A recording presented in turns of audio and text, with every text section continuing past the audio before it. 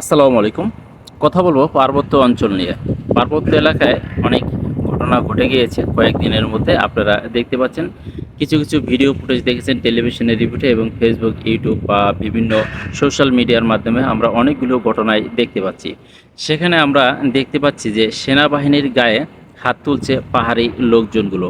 এই পাহাড়ি লোকজনগুলো সেনাবাহিনীর গায়ে হাত তোলার মতন সাহস তারা কোথায় পেল? তাদেরকে কে এই সাহস দিয়েছে?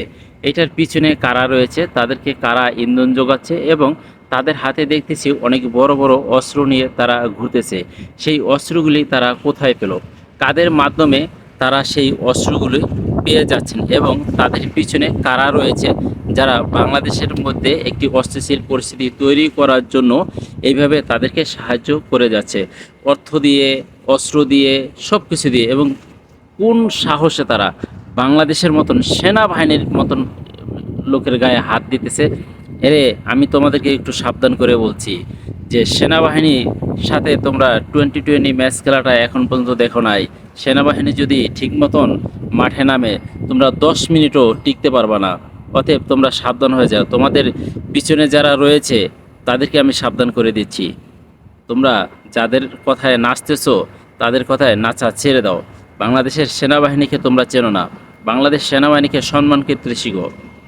সেনাবাহিনী চুপ রয়েছে তাই বলে এই নয় যে তারা কিছুই পারে না, কিছুই বোঝে না।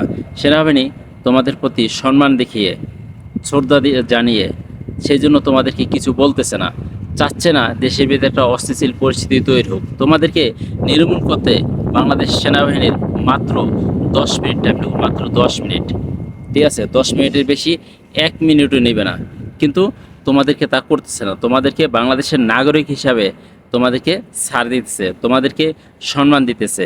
তোমরা শান্তি হয়ে যাও, শান্তিপূর্ণভাবে তোমরা বসবাস করতে শুরু করো।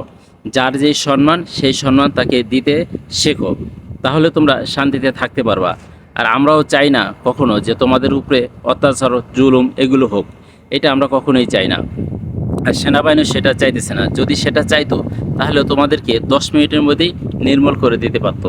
তোমরা আছো, থাকো, তোমরা আমাদের ভাই। আমরা কিন্তু তোমাদেরকে ভাই বলেই স্বীকার করি।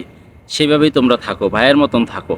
আমরা একই দেশের নাগরিক, তোমরা বাংলাদেশের নাগরিক, তোমরা বাঙালি এবং তোমরা পাহাড়ি অঞ্চলের বাঙালি। আমরা বলি না যে তোমরা পাহাড়ি অঞ্চল ছেড়ে দিয়ে অন্য কোথাও চলে যাও, সেটা কিন্তু আমরা বলি না। সেটা কিন্তু বাংলাদেশ সরকারও চাচ্ছে না, বাংলাদেশ সেনাবাহিনীও চাচ্ছে না। বাংলাদেশ সেনাবাহিনী যদি চাইতো তোমাদেরকে ওই এলাকা থেকে বিভিন্ন জায়গায় নিয়ে ছত্রভঙ্গ করে দিতে পারতো। সেটা কিন্তু বাংলাদেশ সেনাবাহিনী চাচ্ছে না। কেন চাচ্ছে না? তোমরা ওখানে অনেক আগে থেকে বসবাস করে আসছো, তোমরা ওখানেই বসবাস করো, তোমাদের অধিকার নিয়ে বসবাস করো। কিন্তু তোমরা যেটা শুরু করছো, এইটা করলে তো ভাই থাকতে পারবা না। এটা করা তোমাদের একদমই ঠিক না। তোমাদেরকে আবার আমি সতর্ক করে বলছি যে তোমরা সেনাবাহিনীকে সম্মান করো, ভালোবাসতে শিখো।